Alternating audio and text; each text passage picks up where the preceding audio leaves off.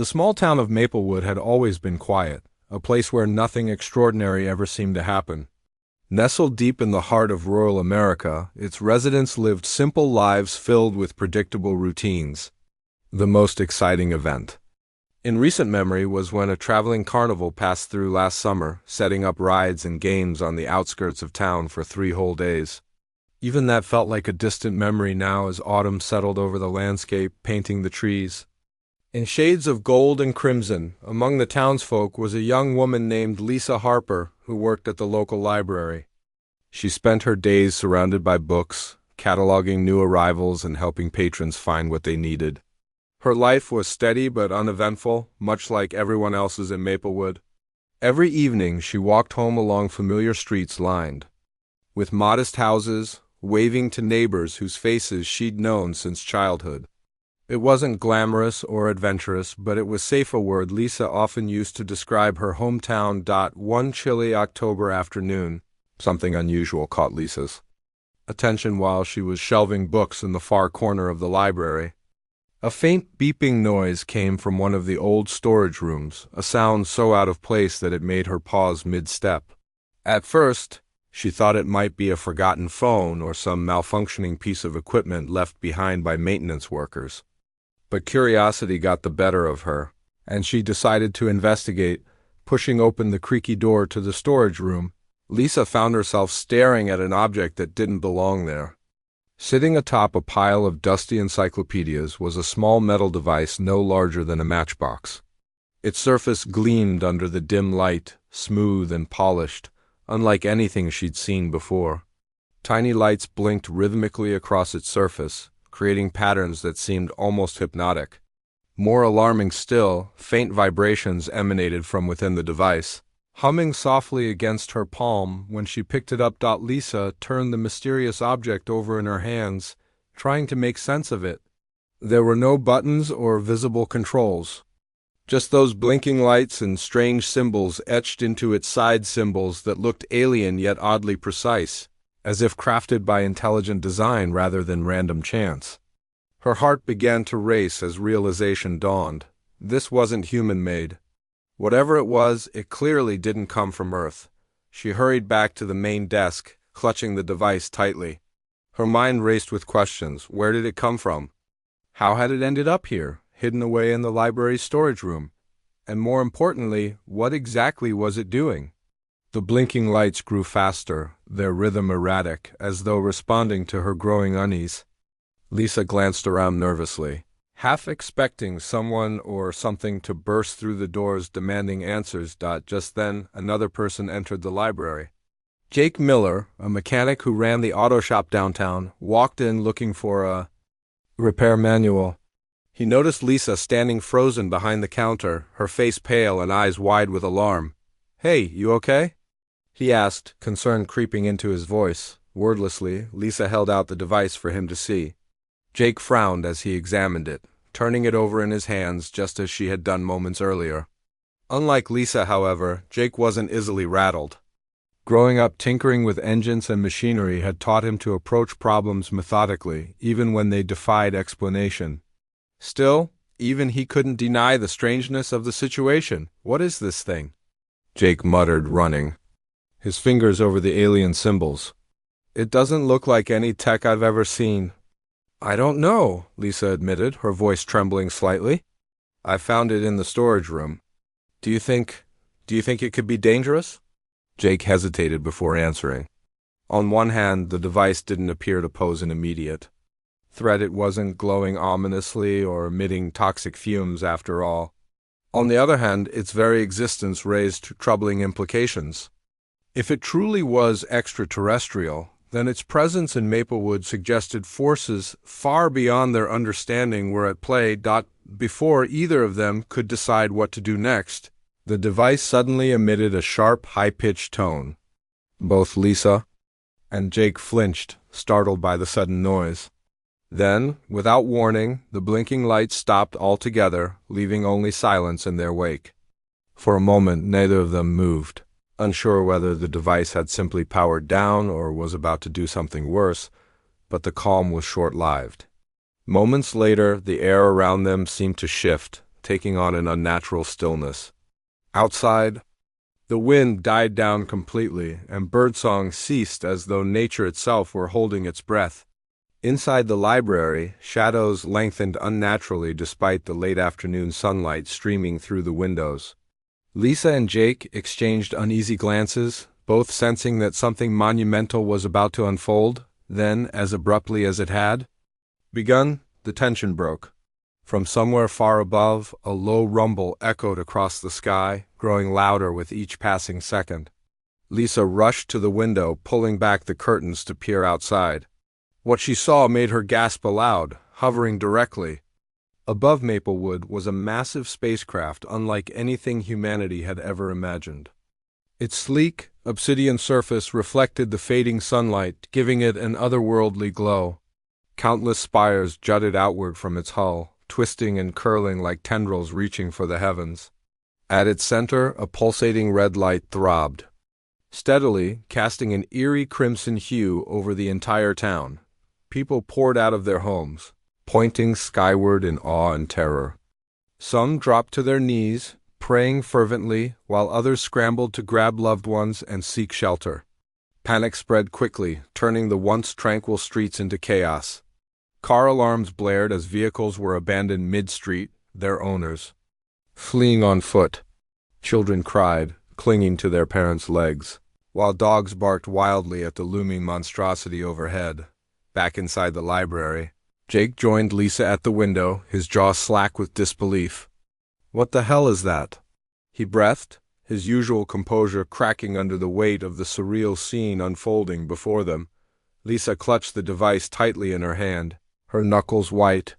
"I think we summoned it," she whispered, her voice barely audible over the rising din outside. "Whatever this thing is, I think it called them here." For a long moment, neither of them spoke. They stood rooted to the spot, watching as the ship descended closer to the ground, blotting out the sun entirely. The red light at its core pulsed faster now, bathing the town in waves of crimson radiance. Then, with a deafening roar, the craft landed just outside the town limits, sending shockwaves rippling through the earth. Dust and debris swirled violently in its wake, obscuring the view temporarily. When the air finally cleared, a group of figures emerged from the ship, stepping confidently onto the soil of Maplewood. They were tall and imposing, their bodies clad in sleek black armor that shimmered faintly in the twilight. Each wore a helmet adorned with sharp, angular designs, rendering their faces invisible beneath dark visors. In their hands they carried weapons that hummed with latent energy, crackling ominously as they scanned the area. The townspeople scattered further, retreating into buildings or hiding behind cars. Some tried to flee entirely, piling into vehicles and speeding toward the highway, but escape proved impossible. Invisible barriers sprang up around the edges of town, trapping everyone inside. Anyone attempting to cross them was met with searing bursts of energy that sent them sprawling backward. Dazed and frightened, amid the pandemonium, Lisa and Jake remained frozen in place, unable to tear their eyes away from the invaders. One figure stepped forward, taller than the rest, and raised a gloved hand. Instantly, the chaos subsided. The terrified screams faded into stunned silence as every person in Maplewood turned to face the newcomers. Through the helmet's visor, two piercing blue lights shone brightly, locking onto Lisa and Jake without hesitation. The leader strode toward the library, his armored boots striking the pavement with deliberate precision. Behind him, the others fanned out, forming a perimeter around the building. Lisa instinctively backed away from the window, clutching the device even tighter. "They're coming here," she murmured, her voice shaking. "Why are they coming here?" Jake grabbed her arm gently, snapping her out of her daze. "We need to hide," he said firmly, steering her toward the back of the library. Now, together they slipped into the storage room where Lisa had found the device, closing the door quietly behind them. The space was cramped and dimly lit, offering little protection, but at least shielding them from immediate view. Holding their breath, they listened intently as heavy footsteps echoed through the empty halls. The leader entered the library moments later, his gaze sweeping the room systematically. Though his movements were slow and calculated, there was an undeniable air of menace about him. After several tense seconds, he paused near the counter, tilting his head as though listening for something or someone outside. The crimson light continued to pulse, bathing the town in an ominous glow.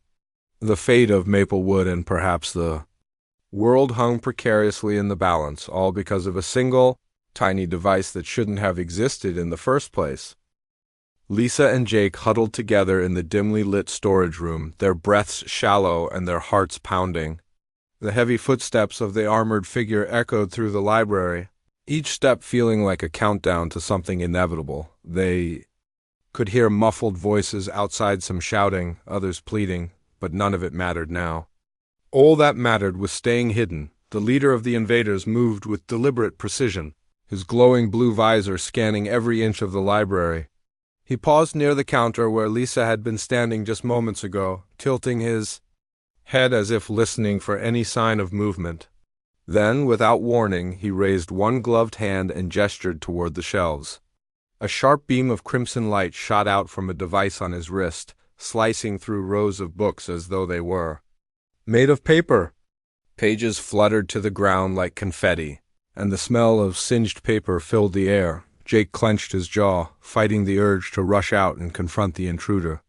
But Lisa grabbed his arm, shaking her head frantically. "We can't," she whispered, her voice barely audible even in the cramped space. "They'll kill us." He nodded reluctantly, forcing himself to stay still. Outside, the townspeople continued to panic, their cries growing louder as more of the invaders fanned out across Maplewood. From their hiding spot, Lisa and Jake could see flashes of light through the cracks in the door, energy blasts or some other alien weapon being used indiscriminately. Smoke began to seep into the library, choking the air and making it hard to breathe. Suddenly, the leader turned his attention back to the storage room. His helmet tilted slightly, as though drawn by an unseen force. For a moment, Lisa thought he might leave, but then he took a step forward, his boots clanging loudly against the tiled floor. She tightened her grip on the mysterious device, wondering if it was somehow betraying their location. "Stay low," Jake murmured, pulling her down behind a stack of boxes. They pressed themselves flat against the cold concrete floor, praying the shadows would keep them concealed. The door creaked open, slowly, revealing the towering figure silhouetted against the red glow from outside. The leader stepped inside, his movements eerily silent compared to the chaos beyond. His visor scanned the room, pausing briefly over the pile of boxes where Lisa and Jake lay hidden. Time seemed to stretch endlessly as they waited, frozen in place, expecting him to strike at any second, but instead of attacking, the leader reached up and tapped a button on the side of his helmet. With a soft hiss, the visor retracted, revealing a face that was both human-like and yet distinctly alien. His skin was pale and smooth, almost translucent, with sharp features that gave him an air of authority. His eyes glowed faintly, matching the blue light from his visor, and when he spoke, his voice was deep and resonant, carrying an unnatural cadence. "You are hiding," he said, his tone calm but commanding. "Why?" Lisa's stomach churned. She wanted to scream, to run, to do anything except face this creature directly. But Jake surprised her by speaking first, his voice steady despite the fear evident in his wide eyes. "We're not soldiers," he said, raising his hand slightly in surrender. "We're just people, civilians. We don't know why you're here, but we didn't mean to call you." The leader tilted his head again, studying Jake intently. "Call us?" he repeated, his glowing eyes narrowing slightly. "Explain." Jake hesitated, glancing at Lisa before continuing. "This thing," he said, gesturing toward the device still clutched tightly in her hand. "We found it in the library. We don't know what it is or how it got here. It wasn't ours. It summoned you, didn't it?" For a long moment the leader said nothing. He extended a gloved hand, palm facing upward, and motioned for Lisa to hand over the device. She hesitated, torn between fear and curiosity, but eventually placed it gently into his grasp. As soon as the object left her fingers, the blinking lights reactivated, pulsing in sync with the crimson glow from the ship outside. The leader examined it closely, Turning it over in his hands much like Jake and Lisa had done earlier, his expression remained unreadable, but there was a flicker of recognition in his glowing eyes. "A beacon," he said finally, his voice tinged with something akin to frustration. "Primitive yet functional. A beacon?" Lisa asked, her voice trembling. "What does that mean? Who sent it?" The leader ignored her question, focusing instead on the device. After a moment, he pressed one of the symbols etched into its surface. Instantly, a holographic projection sprang to life above the device, displaying strange symbols and diagrams that floated in midair. Some of them looked familiar mathematical equations and star charts, but most were incomprehensible. Jake leaned forward slightly, squinting at the display. "Is that a map?" he asked cautiously. The leader nodded once. "Coordinates," he confirmed. "A distress signal embedded within this construct. It led us here." Lisa felt a surge of guilt wash over her. "So we really did summon you," she whispered, her voice barely audible. "But we didn't mean to. We didn't even know what it was." The leader regarded her silently for a moment, his glowing eyes piercing through the darkness. "Ignorance is no excuse," he said coldly. "Your world has tampered with forces beyond its comprehension. Now you must face the consequences." Before either of them could respond, the ground beneath them trembled violently. The leader turned sharply toward the doorway, his posture tense and alert. Outside, the crimson light from the ship pulsed faster, bathing the town in rapid bursts of red. The hum of energy weapons grew louder, accompanied by distant explosions and the sound of crumbling buildings. "What's happening?" Lisa asked, her voice rising in panic. The leader didn't answer immediately. Instead, he activated a communication device on his wrist, speaking rapidly in a language neither Lisa nor Jake could understand. The response came quickly, delivered in the same guttural tones, and the leader's expression darkened. "They have arrived," he said simply, his voice devoid of emotion. "Who?" Jake demanded, gripping Lisa's arm protectively. "Who's coming?" The leader glanced at him briefly before stepping back toward the doorway. "Enemies," he replied, "and they will show no mercy." With that, he strode out of the storage room, leaving Lisa and Jake alone once again. They exchanged terrified looks, unsure whether they should follow him or remain hidden. Before they could decide, another series of explosions rocked the building, sending debris raining down from the ceiling. The library groaned under the strain, its walls cracking ominously. "We can't stay here," Jake said urgently, pulling Lisa to her feet. "If those things are enemies, we need to find cover somewhere safer." Lisa nodded, clutching the edge of his jacket as they crept toward the door. Peering outside, they saw the full extent of the devastation unfolding in Maplewood. The streets were littered with wreckage, and several buildings were engulfed in flames. The invaders' ship loomed overhead, its crimson light pulsing erratically as smaller vessels descended from the sky, engaging in what appeared to be a fierce battle. Hovering above the chaos were sleek, insect-like ships unlike anything Lisa or Jake had ever seen. Their metallic bodies gleamed menacingly in the firelight, and their movements were swift and erratic like predators circling prey. Energy blasts streaked across the sky, colliding with deafening booms that rattled the very foundations of the town amid the destruction. The invaders fought back with equal ferocity. Their weapons emitted crackling bolts of energy that tore through the air, striking down their attackers with deadly accuracy.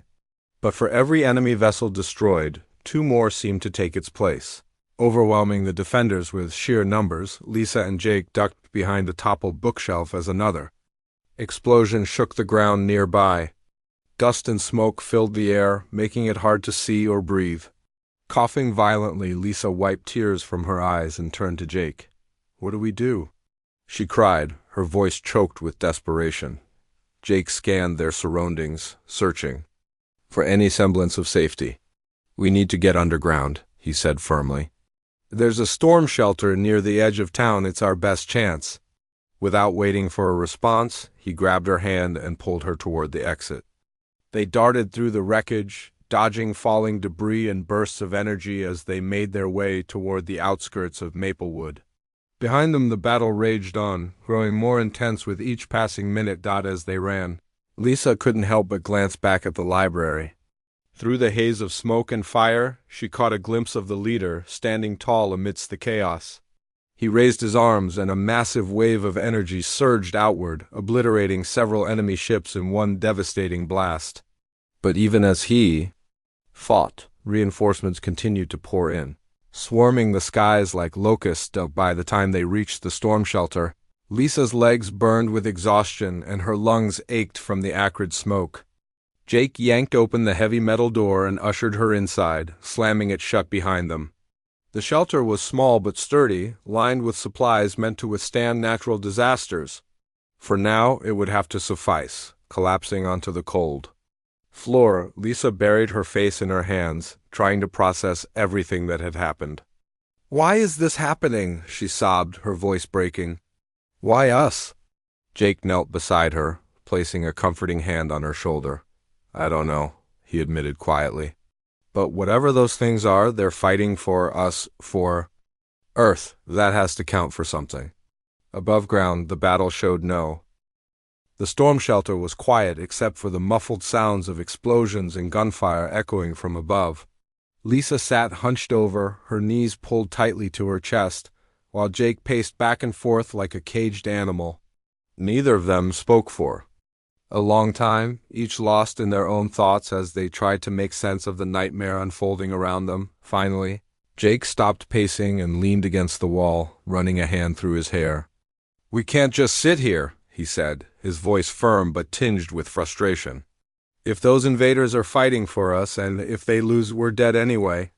Lisa looked up at him, her eyes wide with fear. "What do you suggest we do? Go out there and fight aliens with our bare hands?" "No," Jake replied, shaking his head. "But maybe there's something we can do to help." "That device, it's important, right?" The leader acted like it mattered. "Maybe it's the key to turning this around." Lisa hesitated, glancing at the metal door that separated them from the chaos outside. "Even if it is, how does that help?"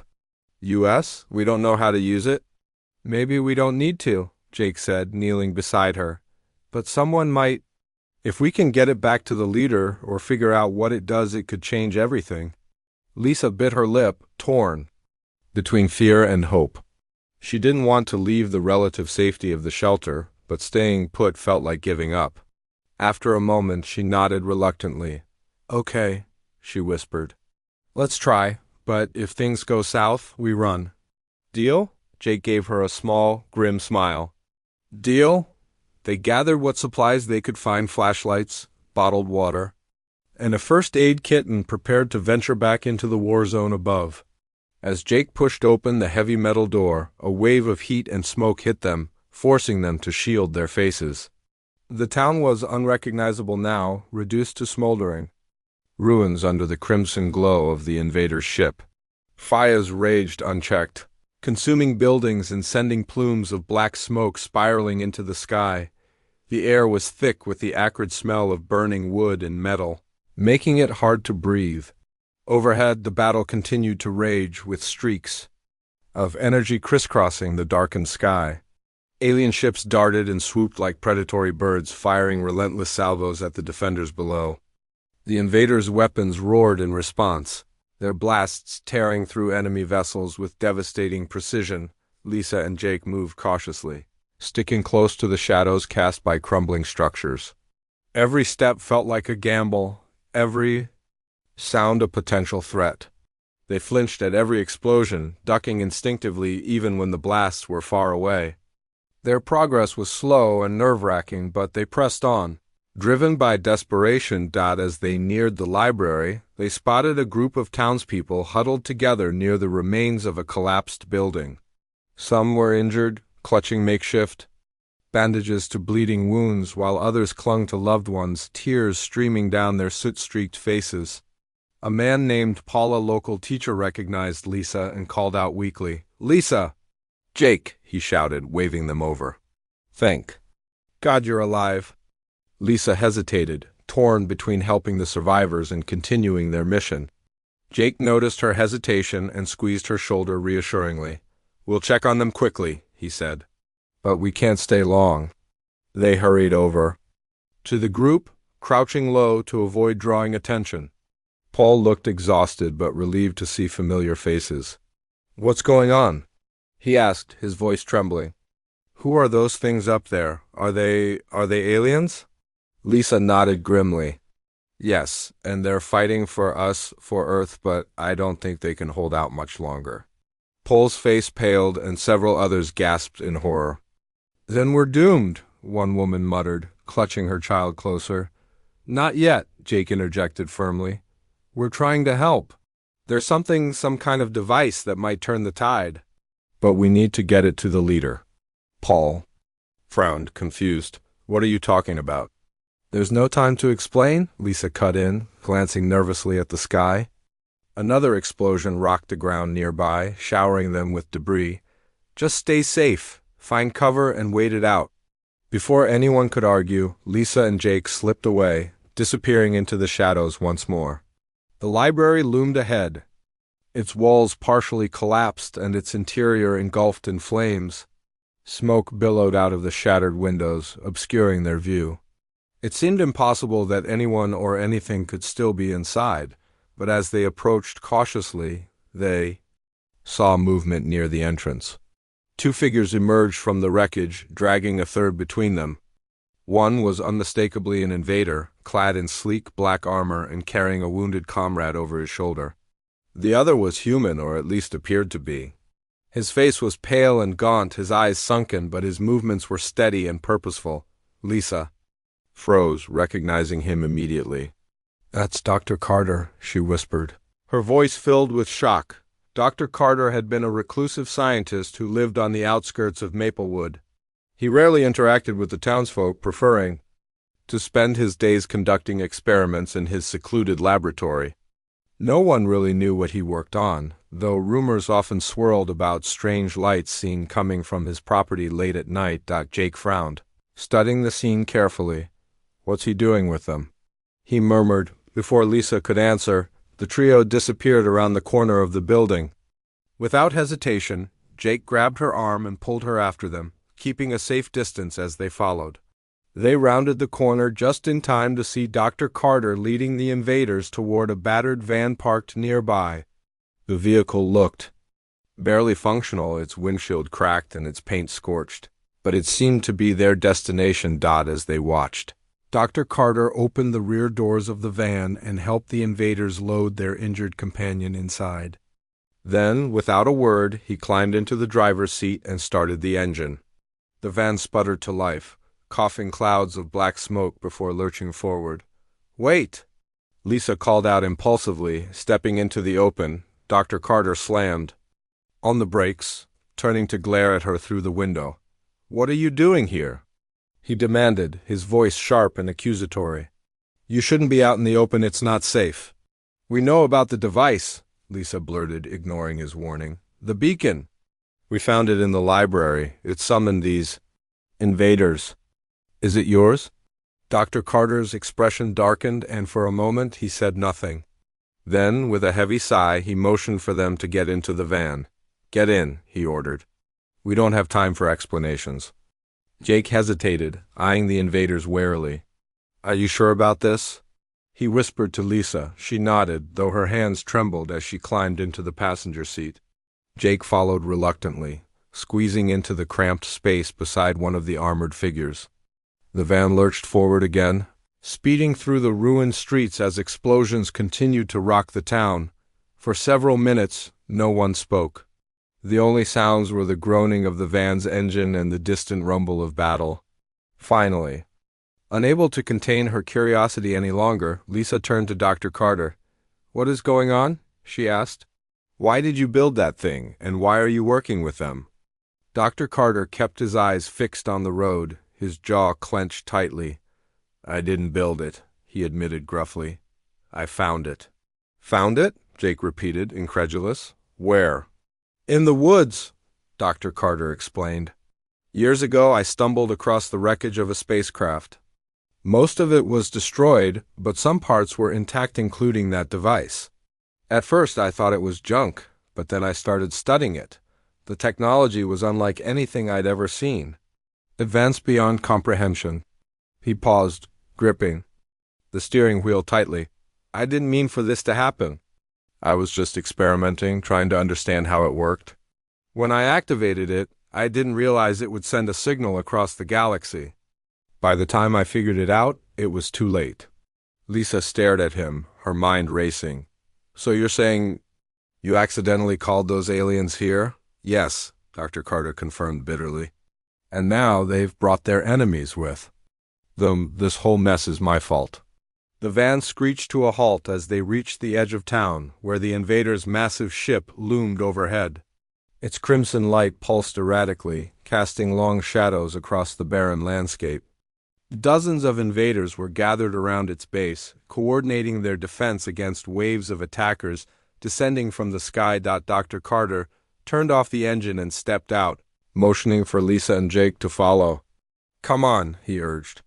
We need to get inside the ship.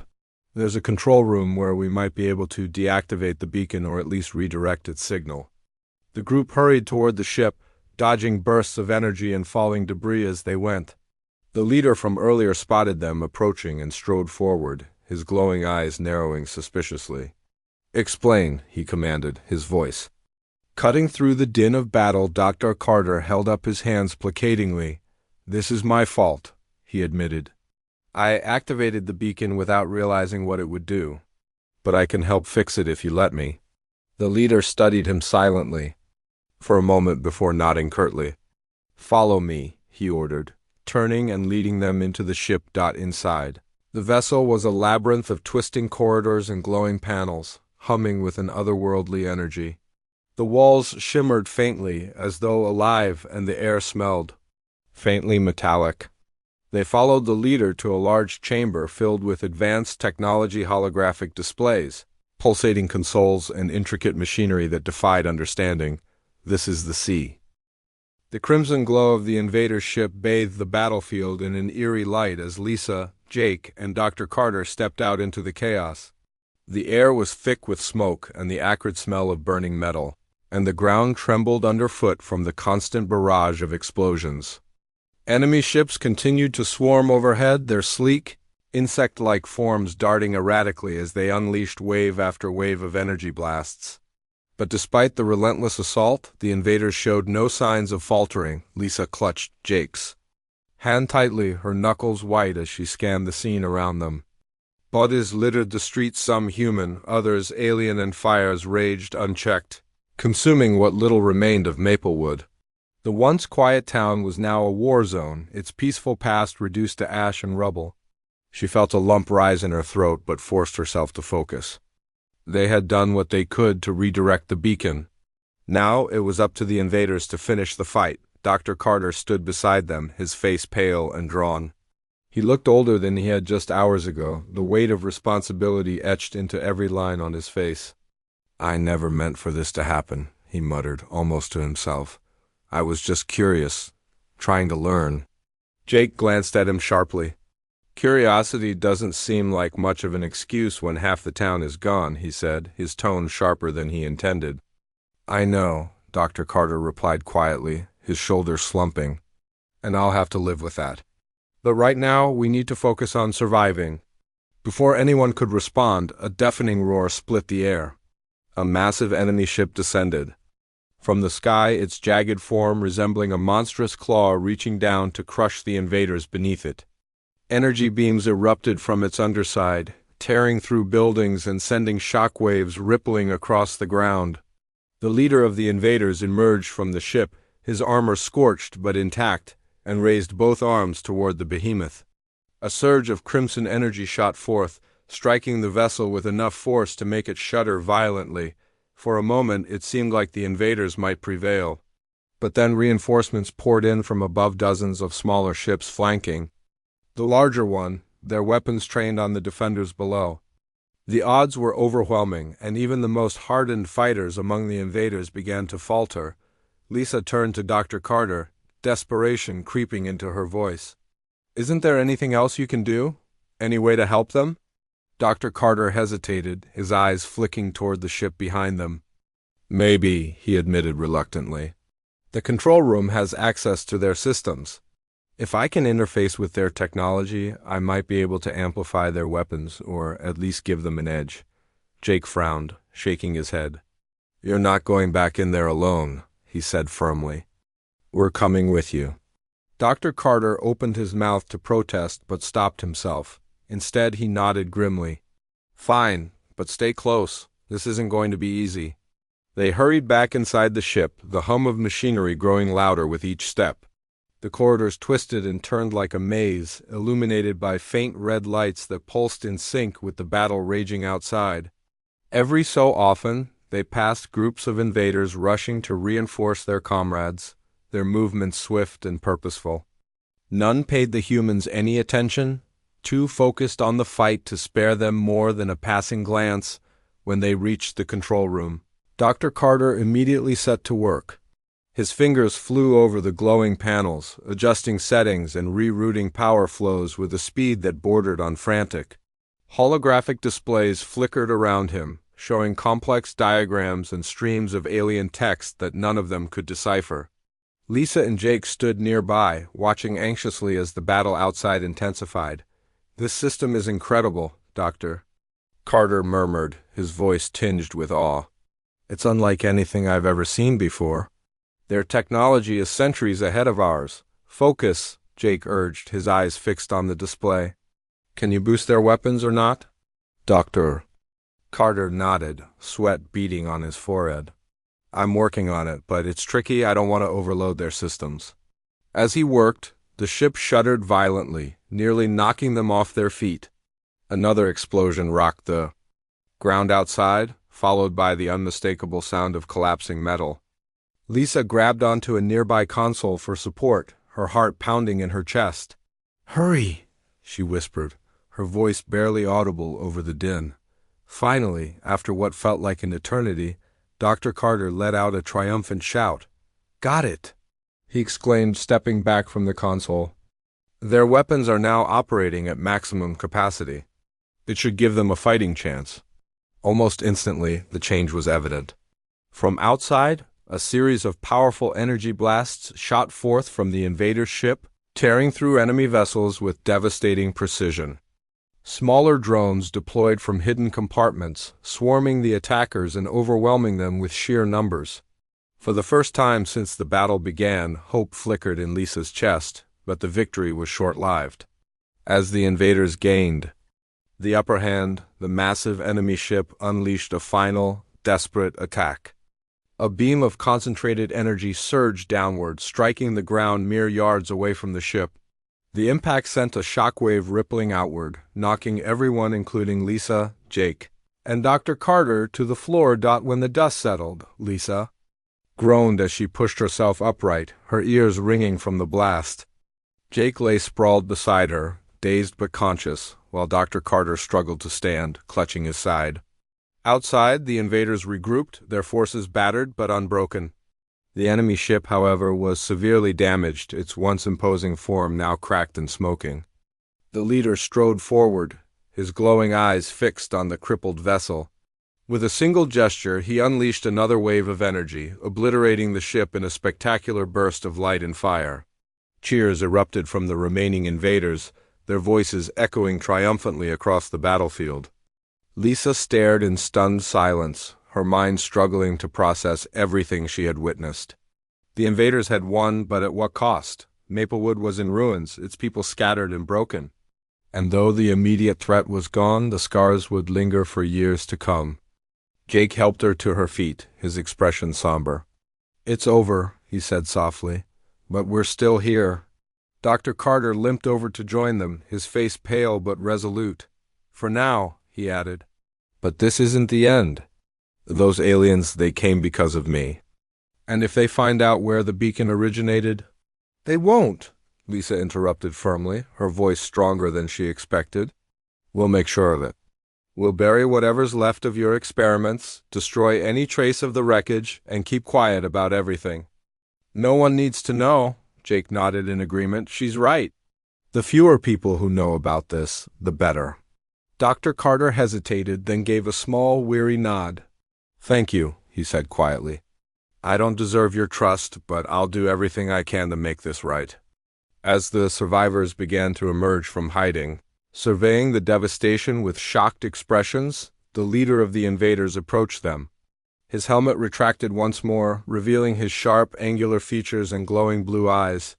He studied the three humans silently for a moment before speaking. "You have proven yourselves resourceful," he said, his deep voice carrying an almost grudging respect. "Though your actions brought this conflict to your doorstep, you acted to correct your mistake. That is rare among your kind." Lisa swallowed hard, unsure how to respond. "What happens now?" she asked cautiously. The leader tilted his head slightly. "We depart. Our mission here is complete. But know this, your world is fragile. If you continue to tamper with forces beyond your understanding, you will invite destruction upon yourselves." With that, he turned and strode back toward his ship, his armored boots clanging against the cracked pavement. One by one, the invaders followed, boarding their vessel in disciplined silence. Moments later, the massive craft lifted off the ground, its crimson light fading as it ascended into the sky. Lisa watched it disappear, her heart heavy with conflicting emotions, relief warred with guilt, hope with despair. Beside her, Jake placed a comforting hand on her shoulder.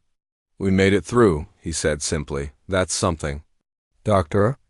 Carter sighed deeply, his gaze fixed on the horizon. "Yes," he agreed, "but at what cost?" The question hung unanswered in the air as the first rays of dawn broke through the smoke-filled sky, casting a pale golden light over the ruins of Maplewood. The battle was over, but the road to recovery would be long and difficult. And though the invaders had departed, their warning lingered, a reminder of the dangers that lurked beyond the stars, waiting for humanity to stumble into their reach once more.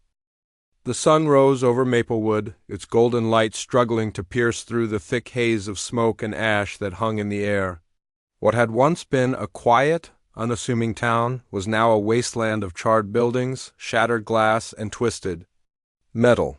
The streets were eerily silent except for the occasional groan of collapsing structures or the distant cries of survivors searching for loved ones.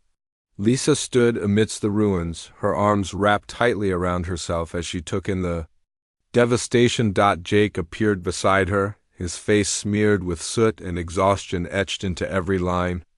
He carried a clipboard filled with notes, hastily scribbled names of those who had been found alive and uninjured. "We've got about 50 people accounted for," he said quietly, his voice rough from shouting orders and calling out to others during the night. "But there are still more missing." Lisa nodded, though her gaze remained fixed on the horizon where the invaders' ship had vanished hours earlier. She couldn't shake the feeling that their departure wasn't truly an ending, it was merely a pause. The leader's warning echoed in her mind. Your world is fragile. It wasn't just a threat. It was a truth they could no longer ignore. Dr. Carter approached them, his steps slow and deliberate. He looked older than ever, his shoulders slumped under the weight of what he'd done. In his hands he held a small, battered briefcase, the same one he'd used to carry fragments of alien technology from his lab. Now it contained the remnants of the beacon, carefully dismantled and rendered inert. "I'm taking this far away from here," he said, his voice low but firm. "Somewhere no one will find it." Lisa turned to him, her brow furrowed. "Where will you go?" she asked. He hesitated, glancing at the ground. "Somewhere remote. Somewhere I can't cause any more harm?" His eyes met hers briefly, filled with guilt and regret. "I need to make amends for all of this. If anyone asks, tell them I disappeared in the chaos. Let me disappear." Before either Lisa or Jake could respond, Dr. Carter turned and walked away, disappearing into the haze like a ghost. They watched him go, neither speaking until his figure faded entirely from view. Days passed, and the cleanup efforts began in earnest. Volunteers from neighboring towns arrived to help, bringing food, water, and supplies. Bulldozers rumbled through the streets, clearing debris while teams of engineers assessed which structures could be salvaged and which would have to be torn down. The townspeople worked tirelessly, their faces grim but determined as they pieced together what little remained of their lives. Lisa spent most of her time organizing relief efforts, coordinating with aid workers and ensuring that everyone had access to basic necessities. Despite the overwhelming task ahead, she found solace in the small acts of kindness she witnessed: neighbors sharing blankets, strangers offering comfort, children playing makeshift games in the ruins. Humanity, it seemed, refused to let despair win. Jake, meanwhile, focused on documenting everything that had happened. He interviewed survivors, jotting down accounts of the battle and compiling evidence of the invaders' presence. Though he knew the official story would likely dismiss the events as some kind of natural disaster or freak accident, he wanted a record, a reminder for future generations. "If something like this happens again," he told Lisa one evening, "we need to know how close we came to losing everything." She nodded, sitting beside him on the hood of a car that had survived the destruction relatively intact. "Do you think they'll come back?" she asked softly, staring up at the stars twinkling faintly above. "I don't know," Jake admitted after a moment. "But if they do, I hope we're ready." Weeks turned into months, and slowly Maplewood began to rebuild. New homes replaced the old ones, constructed with stronger materials and designed to withstand whatever might come next. A memorial was erected in the center of town, honoring those who had lost their lives during the attack.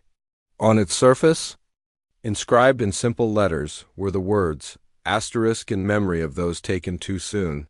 "May we never forget, asterisk, despite the progress, life in Maplewood was forever changed."